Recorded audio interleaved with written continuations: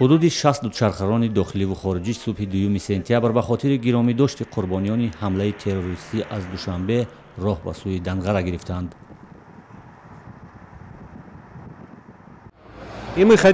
ما می‌خواهیم با این ولو ماراتون با جهانیان بگوییم که ما ضد تمام عملهای تروریستی در کل دنیا هستیم.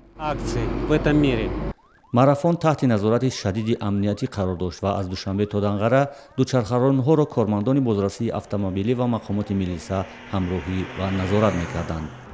در میان دوچرخه‌ران‌ها نماینده کورپس دیپلماتی ایالات متحده آمریکا نیز حضور داشت. این مهم که ما درباره این حمله غمگین فکر میکنیم و من خیلی خرسند هستم که میتوانم با بسیار تاجیکان در این سفر اشتراک کنم. از دوشنبه تا جای قتل سیاحان خارجی 75 کیلومتر راه است. این راهی پرشیب و فراز مشکل است. برای اون من زود حرکت کردم که اولین شده همدردی خود رو بیان کنم، برای که من هم ولاسپدرون هستم. اون نفرانی که خارجیانی که قربان شدن اونها نیز ولاسپدرون بودند. هدف اصلی ماراتون را مؤسسان بار دیگر گرامی داشت از قربانیان حمله دهشت افکنان عنوان کردند. من این خبر را از روزنامه در پراگ خواندم. خیلی غمگین شدم چون یک حادثه غم‌انگیز است و من که خودم ولوسپدرون هستم این خبر برای من خیلی دلخراش بود. کمیته رشد سیاحی تاجیکستان و شرکت رخش تاکسی در موقع جهانگردان کشته شده خارجی به صفت رمز احترام و عرض تسلیت به خانواده‌های قربانیان دوچرخه رمزی گذاشتند.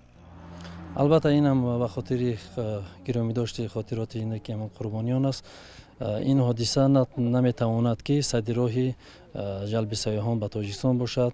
نماینده سفارت امریکا در دوشنبه دوچرخه قدیمی به مراسم آورد که بعد از حمله ناشناس به سفارت تقدیم کرده بود.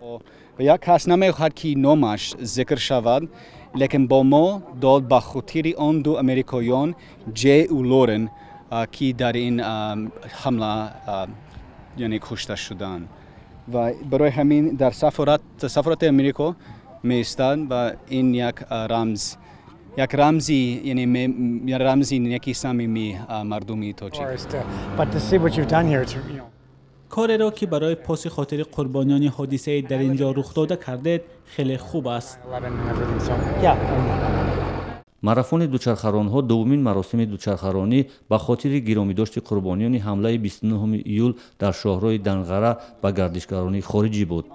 در حمله گروهی از جوانان افراطگرا 4 سیاح خارجی کشته شدند و 3 نفرشان آسیب دیدند.